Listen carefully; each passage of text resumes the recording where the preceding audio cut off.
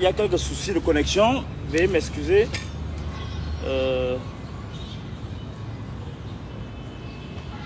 Veuillez vous reconnecter.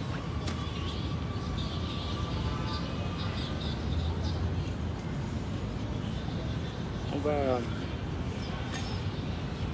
va commencer. Est-ce que vous vous assurez que tout le monde s'est connecté là? On va commencer.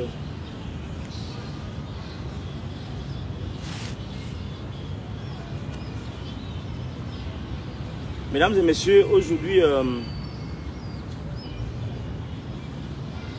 est un direct spécial parce que cette journée est aussi spéciale.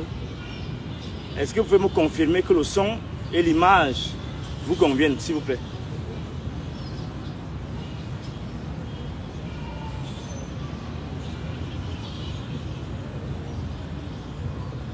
Docteur Moussé, il y a des soucis là. Des soucis en rouge là. Donc, on va... Est-ce que monsieur Docteur Moussé peut vérifier que tout est bon? Voilà, donc c'est un jour de joie. Rassurez-moi d'abord du nombre de... pour m'assurer qu'on peut commencer déjà.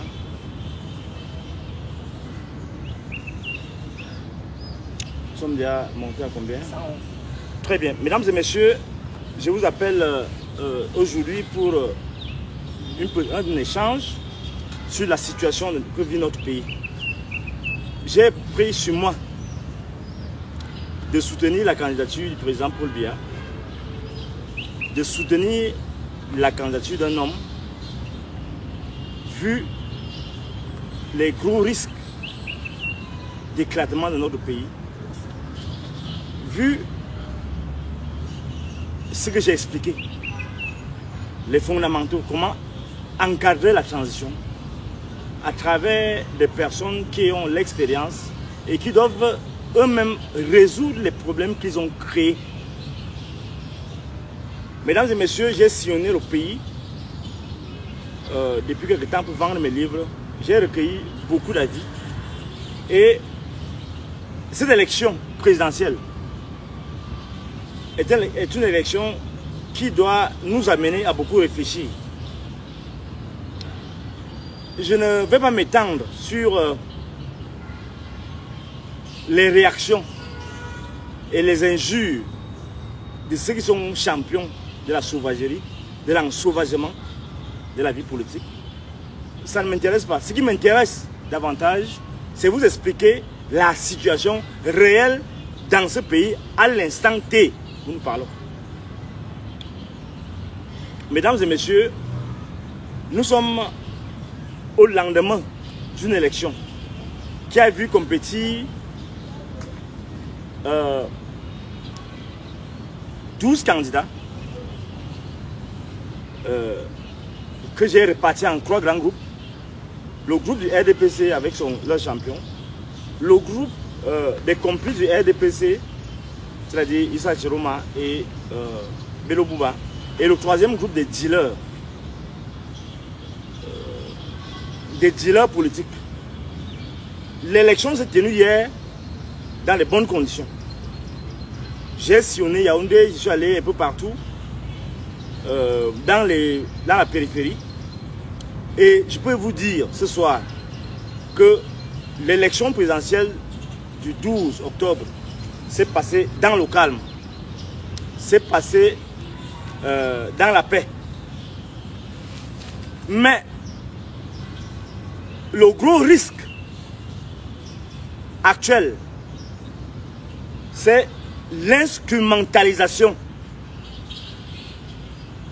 des populations, l'instrumentalisation des électeurs qui ont décidé librement d'aller confier leur destin à qui ou à certaines personnes de leur choix, leur candidat. Et je suis en mesure de dire ce soir que l'écrasante majorité, d'après les résultats que nous avons compilés dans notre dynamique, l'écrasante majorité ont choisi le président Paul Biya. Je dois dire au peuple que conformément à la loi, on ne va pas vous donner les résultats. Mais nous avons les grandes tendances. Nous avons travaillé toute la nuit. J'aurais pu faire cette guerre comme certains l'ont fait.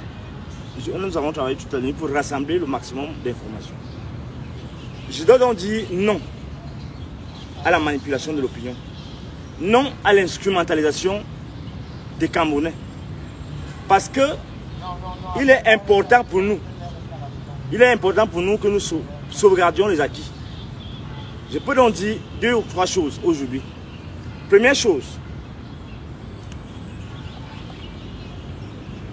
l'élection présidentielle actuelle est la porte d'entrée au Cameroun de demain. Dans le Cameroun de demain. Elle est le premier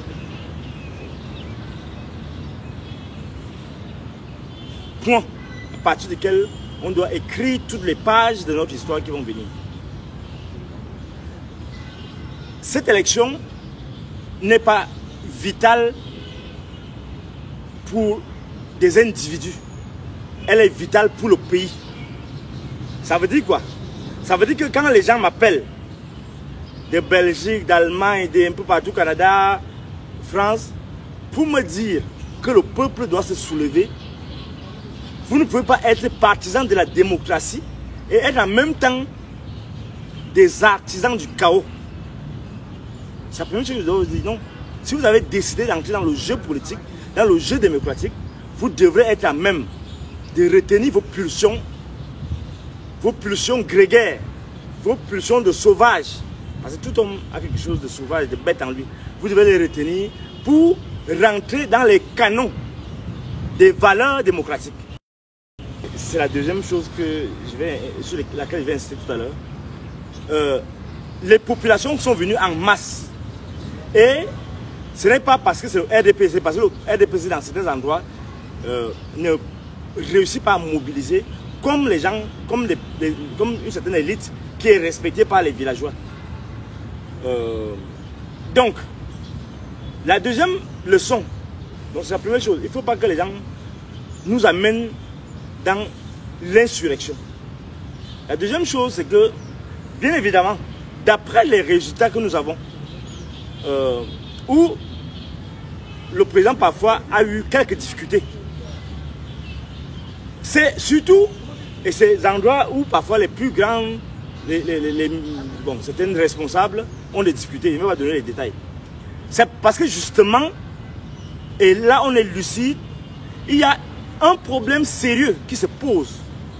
Et ce problème sérieux, c'est l'élite au pouvoir. Cette élite qui est ces ministres DG qui sont unis par les populations. Du coup, on est en une sorte de vote sanction. Vous allez voir les résultats officiels qui seront donnés, à partir desquels vous allez vous-même observer. Donc, le message des populations au président de la République, justement, c'est ça aussi. Leur dire que nous en avons marre de certaines personnes. L'autre chose, c'est quoi? C'est que cette élection a connu les acteurs retenus pour la compétition. Elle a aussi permis de disqualifier certains candidats, notamment le président Maurice Kamto.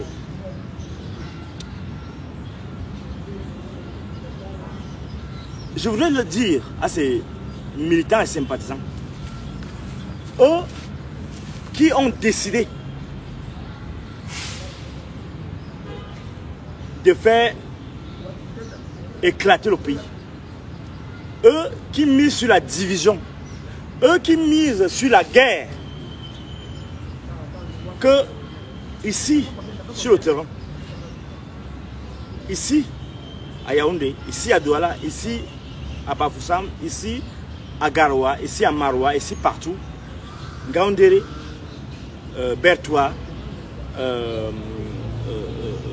partout ailleurs, et Bolova, nous n'allons pas accepter.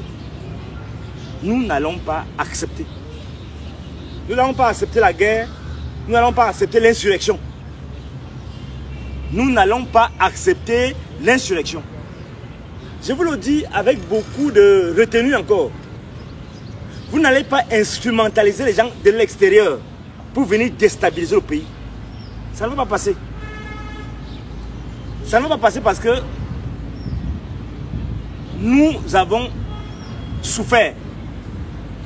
Nous souffrons à cause de ce régime, certes. Mais il faut que... Il y a des acquis qu'on doit préserver. Il y a des choses qu'on a quand même déjà réservées. Vous, parmi vous, il y en a qui ont quand même construit partout. On ne va pas détruire un pays pour faire plaisir à votre gourou. Nous n'allons pas détruire le pays pour faire plaisir à votre gourou. Retenez ça. Si Biya vous laisse, comme il vous laisse souvent faire le désordre, ça ne va pas passer. Ça ne va pas, je vous le dis très très sérieusement. Retenez bien ça. Comme vous êtes assis là en Allemagne, vous voulez instrumentaliser les gens, vous voulez jeter de l'huile sur le feu, ça ne va pas marcher. Nous nous organisons aussi pour contrecarrer ces velléités insurrectionnelles. Et je vous regarde droit dans les yeux et vous dis non, ça ne va pas passer. Parce que vous n'avez même pas souffert comme nous souffrons ici sur le terrain. Mais nous savons que non. Biya est sur un chemin qui le conduit là où lui-même sait qu'il part. Et vous n'allez pas hypothéquer tout un pays parce que monsieur est en train de prendre congé de nous. Et pour un monsieur qui, à cet âge-là, ainsi de suite, vous voulez que des dizaines de gens, des milliers... Voilà, on a déjà 2 morts à Garoua. On a déjà des gens embastiés. Pour vous, vous êtes contents. Ça vous arrange. Nous ne voulons pas. Et c'est la tradition. Lorsqu'un baobab est en train de pousser, effectivement, il cause le ratatinement des jeunes plants. Lorsque le baobab, chez nous, tombe, il cause... C'est mystique. Donc, laissez que le baobab se couche de lui-même. Je vous le dis. Je serai même le premier. Pas le cinéma que vous faites là. Oui, Zumanto. L'autre comédien là s'appelle qui? En dehors de Zumanto là, c'est qui? Ils sont... Chouta. Vous fuyez le pays. Maintenant, vous voulez jouer aux révolutionnaires. Mais venez donc faire la révolution aussi. Venez faire l'insurrection. Vous vous cachez là-bas, ils sont là. Les Zumanto, les Remingono, les Paul Chouta, les autres sorciers là, ça s'appelle qui même. Vous voulez détruire le pays, ça ne va pas marcher. Ça ne peut pas marcher. Et moi, je vous dis, moi, je vous dis, vous allez envoyer vos gens, ils vont me trouver sur place ici. Il faut dire aux petits là d'attendre. Docteur Moussi, excusez-moi, qu'il s'asseye, il prend une bière, il m'attend. Qu'il s'asseye, il prend une petite bière là, il m'attend. Excusez-moi.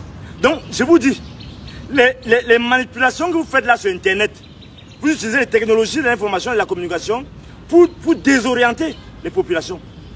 Et nous savons, je dois vous dire ça ce soir, j'ai quand même fait un autre doctorat en sciences de l'information et de la communication. Donc, on connaît ce qu'ils sont en train de faire. Qui doit être plus fâché même que vous qui vivez là-bas tranquillement, ou bien nous qui souffrons ici, avec les gendarmes de Biya, avec les militaires de Biya, avec les policiers de Biya. Mais quand on vous dit que pour le moment là, que Biya prenne ces choses et il arrange ce qu'il peut arranger, vous nous dites que non, vous êtes des révolutionnaires, vous voulez faire la révolution. Vous allez faire la révolution où? Là-bas en Allemagne, venez faire la révolution ici. Vous allez nous trouver sur votre chemin. Ce n'est pas un avertissement, c'est une menace. Parce que vous ne réfléchissez même pas. Les vrais enjeux sont là, les élections municipales et législatives. Votre champion a refusé d'aller aux élections. Aux élections. Celui qui contrôle le Parlement contrôle le pays. Vous refusez d'aller faire la compétition. Maintenant, vous voulez vous agripper derrière Issa Chiroma pour venir faire le désordre dans le pays. Qui va vous accepter ça? Il ne faut pas que ça ne tourne même pas bien dans votre tête là. Hein. Vous avez affaire à des petits gens qui vont laisser faire n'importe quoi ici. Oubliez ça, oubliez. On gagne quoi derrière Biya? Mais on vous dit que non, pour le moment là, il va résoudre ses problèmes avant de partir. Vous savez ce qui nous attend en 2026? Vous savez ce que le FMI prévoit? Vous croyez que vous êtes capable de gérer même ce pays? Il va résoudre ses problèmes. Lui-même, il a créé ces choses, il va les résoudre avant de partir. Et il le sait, il le reconnaît. Donc, je vous dis, votre histoire que vous voulez instrumentaliser les Issa Chiroma. Et c'est l'occasion de parler à Issa Chiroma. Monsieur le ministre, vous savez que je suis très dur avec vous. Et nous avons causé, nous avons parlé un peu. Je vous avais dit que pour tout homme politique, le philosophe représente une épreuve décisive, traumatisante. C'est le cas. Vous allez souffrir avec moi parce que on ne jette pas les pieds la pierre à un arbre qui n'a pas de fruits. Vous en avez des fruits. Malgré tous vos péchés capitaux, vous en avez quand même aussi des qualités.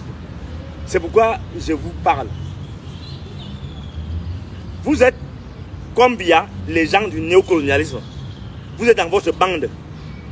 Donc, il n'est pas question que vous avez fini, votre deal n'a pas marché, et vous voulez entraîner tout le Cameroun dans vos bêtises, dans vos jeux brutaux. Il n'est pas question que vous avez fini de manger vos choses, 20 ans, combien d'années vous êtes ensemble. Maintenant, parce qu'il ne vous reçoit plus, vous commencez à raconter ce que vous racontez là et vous dites que non, vous avez gagné. Et vous êtes en cela utilisé comme une marionnette par les extrémistes, les tribalistes, les fanatiques. Je m'arrête là. Vous êtes actuellement en train d'institutionnaliser cette immercisation du pays que j'ai dénoncée depuis quelques jours. Et moi, je vous dis qu'il faut arrêter ça. Vous n'êtes pas venu en politique pour venir saccager le pays. Vous n'êtes pas là pour saccager un pays que vous avez vous-même aussi contribué à bâtir. Les libertés dont vous avez souffert de la privation, la miséricorde qui vous a propulsé pour arriver là où vous êtes. Vous devez vous ressaisir et vous départir de tous ces traîtres de la patrie qui font de vous maintenant un instrument de division, un instrument de tuerie en masse, les tueries en masse que les gens planifient. Vous avez été avec Biya pendant un bon bout de temps. Vous avez fait vos choses. Il est question que vous entendiez là-bas avec lui. Allez vous entendre avec votre patron. On ne veut pas que vous entraînez. On veut économiser le sang, on veut économiser le temps, on veut économiser le sens, le bon sens et le bon goût. C'est à ça que vous devez travailler. Entendez-vous là-bas. Entendez-vous. Nous ne voulons pas être embarqués dans vos entreprises suicidaires où vous voulez déjà suivre les autres qui veulent le pouvoir pour le pouvoir, qui veulent tous les pouvoirs. Vous avez fait votre chose, personne n'était avec vous. Vous avez fait votre émission, personne n'était avec vous.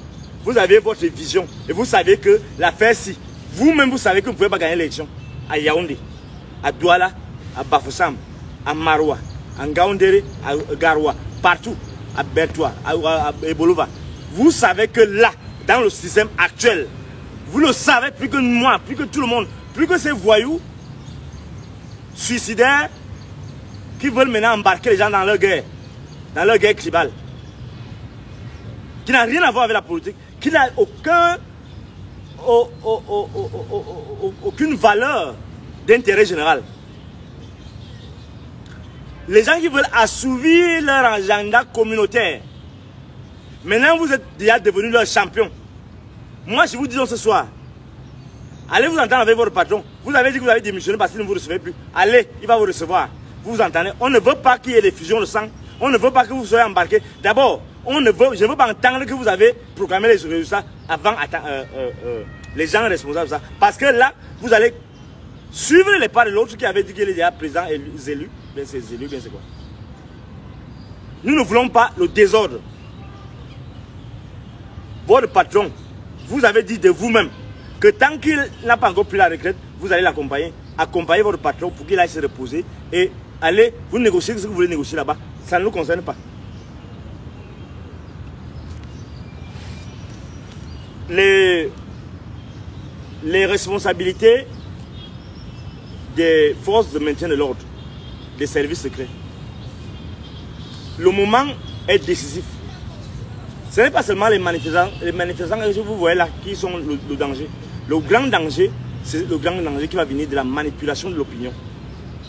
Et cela demande de l'intelligence, du tact. Lorsque un gouvernement, un ministre comme Atanganji passe le temps à menacer les gens, vous croyez que vous ne pensez pas que ça peut être contre-productif? Pourquoi vous voulez répondre à toutes les provocations? Quelqu'un qui a la force, qui a le pouvoir, n'a pas besoin de montrer qu'il est brutal. Est-ce que Atanganji est responsable de la communication gouvernementale? Pourquoi il doit toujours dire, il doit agir, il doit coordonner, il doit intervenir pour que la population, la paix soit prévale? Ce n'est pas pour menacer les gens, pour causer encore d'autres frustrations qui vont nous amener dans des situations incontrôlables. Au gouvernement donc, puisque nous sommes, nous autres, dépositaires de ces principes et valeurs qui construisent, qui garantissent même la survie de la République depuis des millénaires.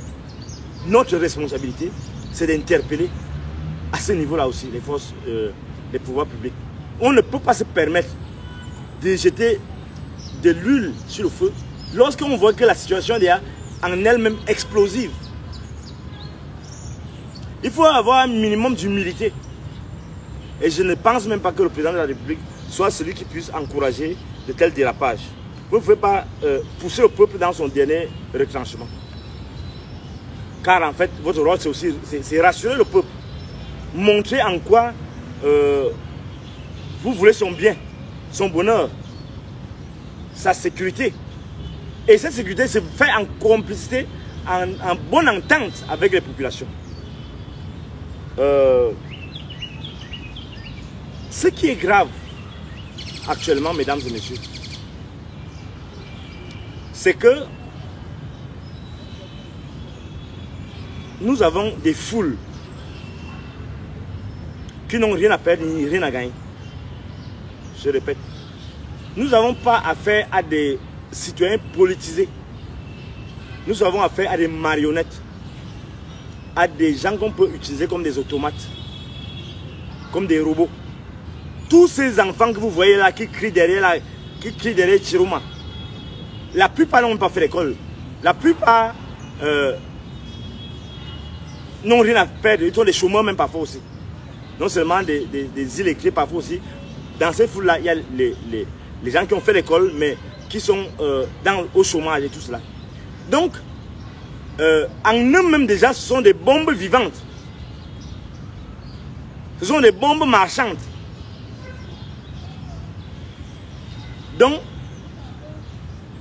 on ne peut pas les gouverner ces foules-là par ces réactions sauvages que nous voyons parfois. Il est question que les autorités puissent décanter la situation, décrisper l'atmosphère, en créant les conditions du dialogue, en créant les conditions des passerelles pour les échanges entre les différents acteurs. Si les gens ne se parlent pas, on s'achemine tout droit vers une situation incontrôlable.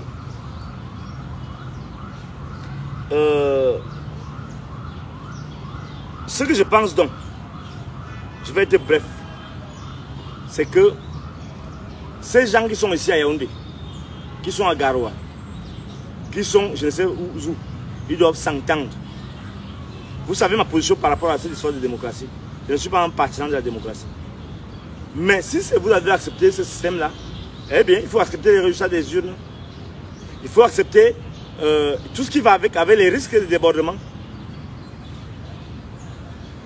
Mais, à l'instant, d'ici 15 jours, 14 jours, 13 jours, il reste déjà très peu de temps, où officiellement la loi demande que l'organe en charge de déclarer les résultats, de prononcer les résultats, statut. Nous avons le devoir d'entretenir la paix. Nous avons le devoir d'entretenir la sérénité, l'unité et le vivre ensemble. Vous savez, M. Chiroma, je ne veux pas que vous nous apportiez au désordre, la mésentente avec mes frères Wadjo. On ne veut pas ça. On ne veut pas ça. On a cheminé, moi j'ai grandi au quartier Oussa Obala. Moi j'ai grandi au quartier Bami à Obala. Obala c'est le laboratoire de l'unité nationale.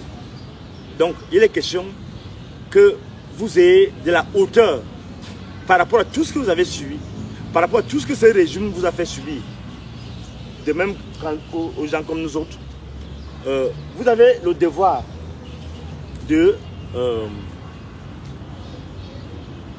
vous reprendre, de vous ressaisir et de tendre la main à votre patron qui est le président de la République, qui fatalement est sur le point de gagner l'élection, même au niveau des endroits où vous ne pouvez pas vous imaginer.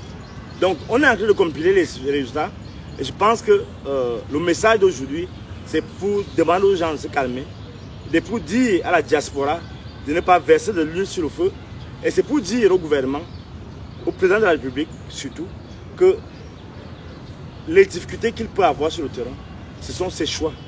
Et nous n'allons pas l'accompagner les yeux fermés, nous allons l'accompagner avec notre expertise critique, avec notre dévouement bien sûr à la patrie et surtout avec le sens aigu de l'intérêt général. Mon ralliement occasionnel est motivé justement par ça. C'est-à-dire qu'il faut qu'on sécurise l'avenir. Et on ne peut pas sécuriser l'avenir en détruisant le présent. Donc, mesdames et messieurs, avant de conclure, attendez une seconde.